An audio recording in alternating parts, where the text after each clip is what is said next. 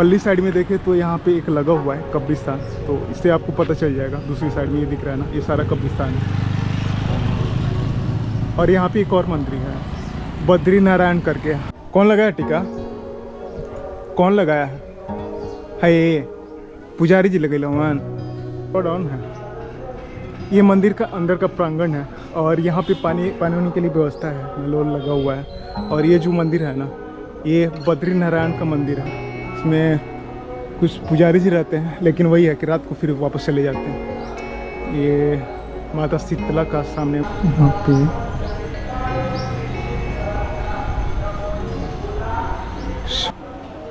और ये भगवान बद्री नारायण का मेन मूर्ति है, जो कि सुनने में आता है कि ज़मीन के अंदर से निकला था और यहीं पे आकर के स्थापित हो गया था।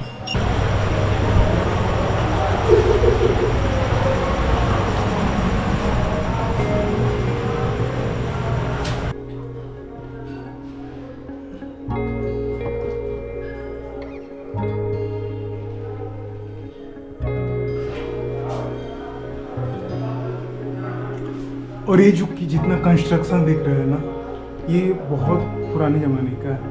यानी कि सारा कंस्ट्रक्शन लगभग बड़े बड़े पत्थरों से बना हुआ है।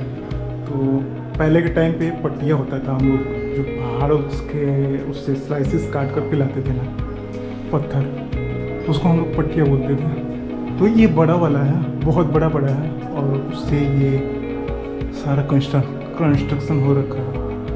पट्टिया और सीमेंट है ना दोनों।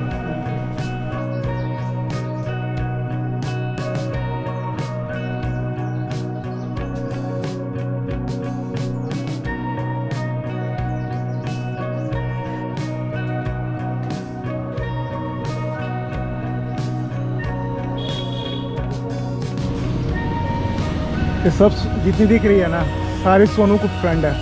ये सोनू के पीछे पीछे आ रही है। तो जानते हैं दोस्त क्या मतलब क्या होता है। ये यहाँ से एंट्री है गुरु के बाग की। और ये जो है ना, इसी के नाम पे एक और है जो कि नया बनाया गया है, लेकिन पुराना वाला जो ओरिजिनल है यही है।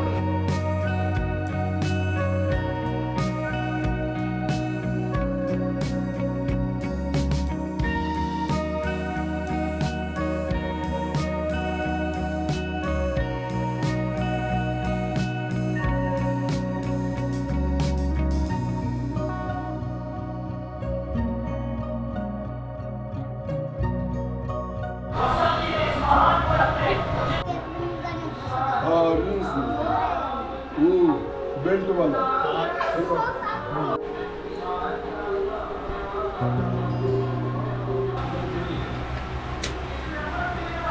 आज कतार में वो कृपान भी है।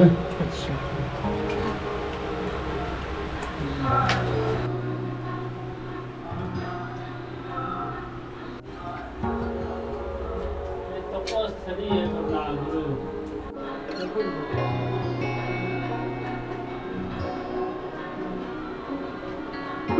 पूर्व जन्म में तपस्या किए थे। अच्छा। हाँ। 10 गुरु हैं, 10 गुरु। वाहिगुरु जी का खालसा, श्री वाहिगुरु जी की फतेह। साथ संगत जी, गुरु प्रेमियों, जैसा कि आप जान रहे हैं कि सहस्त्राबाहु की राजधानी में, जिसको आज सासाराम कहा जाता है, प्राचीन ऐतिहासिक गुरुद्वारा गुरु का बाग ये है। और यहाँ पर 1699 में सबसे पहले गुरु नानक देव जी के सुपुत्र बाबा श्री चंद जी के परम शिष्य बाबा गुरुदित्ता जी इस स्थान पर आए। और इस स्थान पर आए तो सोचा कि यहाँ पर कुआं है, स्नान पानी करके आगे की यात्रा करेंगे। इसी क्रम में ये मुसलमान का बगीचा था। मुसलमान माली जो है, इनको बुरा भला बाबा जी को कह दिया, जिसके कारण इन्होंने इस स्थान पर बैठ करके श्राप दे दिया कि जाओ, ये बगीचा ही नहीं रहेगा। मुंह से कहना, सबसे पहले ये पेड़ सूख गया। ये मौलेश्वरी का वृक्ष है, इसका जोड़ा इस जिला में नहीं है।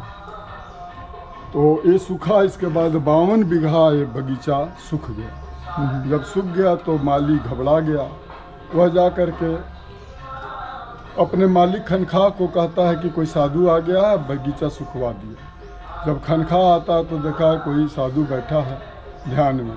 जब ध्यान टूटता है तो देखते हैं कि बहुत से लोग आए हुए हैं। खनखा पूछने लगा कि आप कौन है, औलिया है, फकीर है, भगवान है, आपके कहने से सारा बगीचा सूख गया। तो इन्होंने कहा जो मुख से निकल गया वापस नहीं हुआ। तो वह लगा बेनती करने, तो बेनती करने लगा तो बाबा गुरदित्ता जी महाराज बोले कि गुरु नानक के गद्दी पर गुरु तेग बहादुर बैठे हैं, वो जब आएंगे तब ये हरा भरा होगा।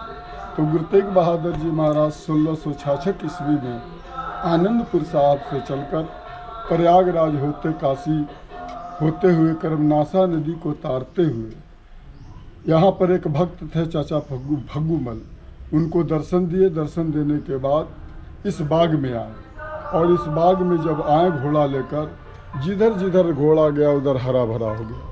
52 बीघा घूमते घूमते महाराज का घोड़ा जब इस स्थान पर आया तो यह पेड़ हरा नहीं हुआ। तो महाराज समझ गए कि सबसे पहले यही श्रापित है।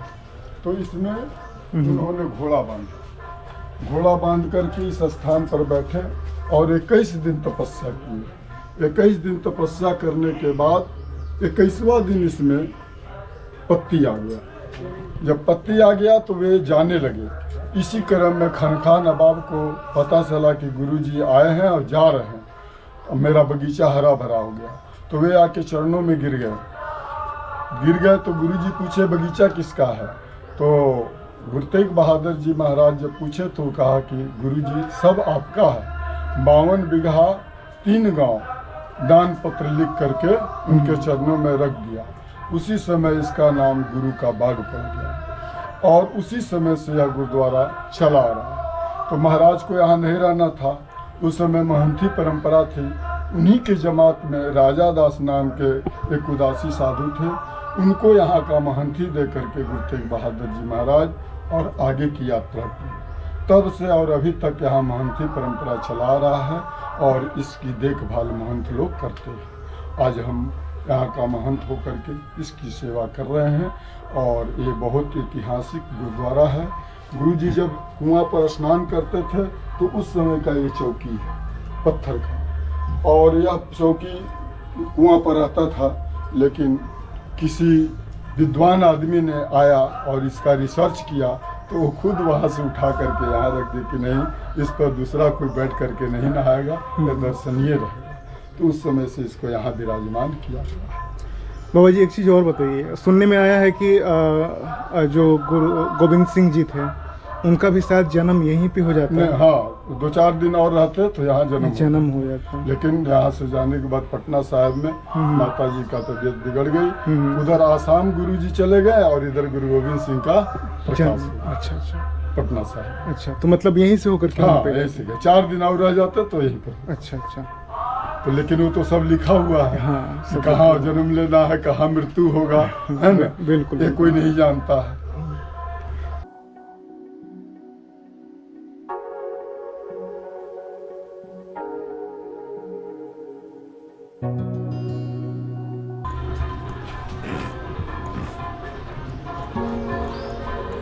मंदिर है उसी समय का बना हुआ। जब गुरुजी चले गए तो राजा दास जी पूजा पाठ का अपना कोई व्यवस्था नहीं था, तो वहाँ शंकर जी का निर्माण किया।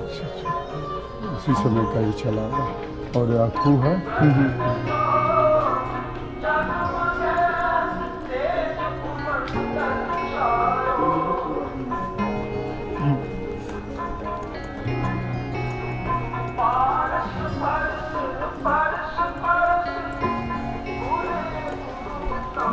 उसी समय का है। यहाँ स्नान भी किए थे गुरु तेग बहादुर जी महाराज।